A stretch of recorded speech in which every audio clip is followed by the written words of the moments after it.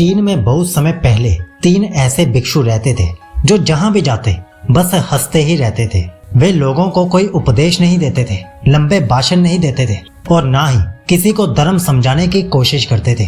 वे सिर्फ एक काम करते थे, हर परिस्थिति में खुलकर हंसते थे।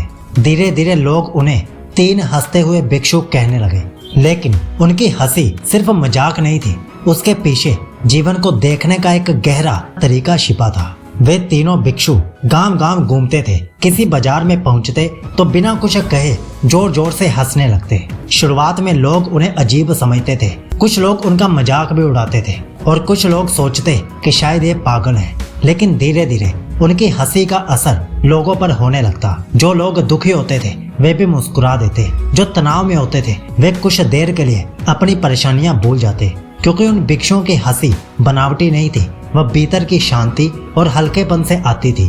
तीनों भिक्षु कभी यह नहीं कहते थे कि ऐसे जियो या वैसे जियो। वे सिर्फ अपने जीवन से एक बात दिखाते थे कि इंसान हर समय डर, क्रोध और चिंताओं में डूबकर जीता है, इसीलिए वह जीवन की सरल सी खुशी को खो देता है। उनके लिए हंसी सिर्फ मनोरंजन नहीं थी, वह एक तरह का ध्यान था। वे मानते थे कि जब इंसान भीतर से हल्का हो जाता है तभी वह सच में जीवन को महसूस कर पाता है। एक दिन उन तीनों भिक्षुओं में से एक की मृत्यु हो गई। यह खबर सुनकर पूरा गांव इकट्ठा हो गया। लोगों को लगा कि आज पहली बार बाकी दोनों भिक्षु रोने लगेंगे, लेकिन जब लोग वहां पहुंचे तो उन्होंने देखा कि बाकी दोनों भिक्षु अभी भी हंस रहे थे और इस बार तो वो पहले से भी बहुत जोर जोर से हंस रहे थे। उन्हें देखकर लोग हैरान रह गए। कई लोगों को यह गलत भी लगा, लेकिन उन दोनों के लिए मृत्यु दुख का अंत नहीं थी, बल्कि जीवन का एक स्वाभाविक हिस्सा थी। लोगों ने उन भिक्षुओं से पूछा, तुम्हारा साथी मर गया, फिर भी तुम हंस कैसे सकते हो? तब उनमें से एक भिक्षु ने पहली बार कहा, हम तीनों के बीच हमेशा एक बात होती थी कि जो सबसे पहले दुनिया छोड़कर जाएगा, बाकी दो उसकी विदाई आंसुओं से नहीं हंसी से करेंगे। वे मानते थे कि जिस इंसान ने पूरा जीवन खुशी और जागरूकता में जिया हो, उसे दुख के साथ विदा करना सही नहीं है। जब उस भिक्षु का अंतिम संस्कार किया गया तो उसके कपड़ों से पटाखे निकले और आसमान में जाके फूटने लगे।